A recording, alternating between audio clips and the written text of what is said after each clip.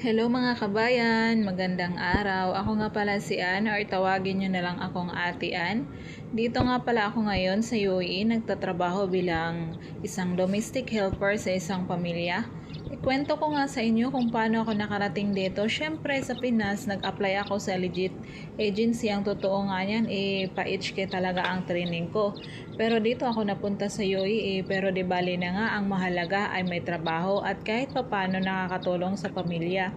Siguro yung iba sa inyo magtatanong kung may experience ba ako bilang OFW.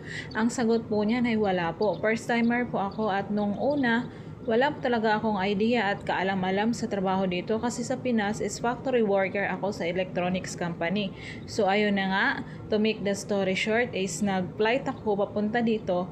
Dalawa kami magkasama at iisa lang ang aming amo. Kaso pagdating dito 13 days lang ang kasama ko, umalis na at naghanap ng ibang amo kasi hindi kinaya yung ugali ng amo ko. Nung umalis ang kasama ko, sobrang nahirapan talaga ako kasi wala akong alam, walang nagtuturo sa akin at lagi pang galit ang amo ko. Ni kunting mali lang, galit na at nasigaw pa at dumating sa point na hindi ko na talaga kaya. Nagsabi ako sa kanila na aalis na ako kung pwede ibalik ako sa ahensya ko. Pero hindi sila pumayag at inuuto lang ako na kisyo.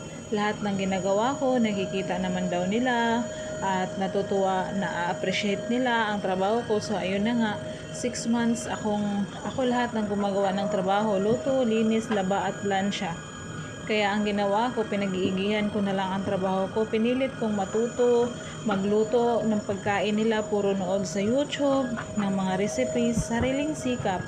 Kasi alam kong ako lang naman ang tanging gagawa ng trabaho dito sa bahay ng amo ko at walang ibang makakatulong sa akin kundi sarili ko lang din naman mismo. Naranasan ko din puro iyak sa gabi, 1 AM natutulog kasi tambak ang labahin at plansyahin. Gigising na naman sa umaga 4:30 AM para magluto ng almusal at ang pinakamahirap at nakakapagod para sa akin kapag may bisita ang mga amo ko kasi lahat sila pagsisilbihan ko, tambak ang hugasin, panay tawag pa sa akin at ang daming utos, hindi pa tapos ang unang utos, may kasunod na naman. Pero sa awa ng Diyos, nakayanan ko naman lahat, tibay at lakas ng loob ang kailangan dito.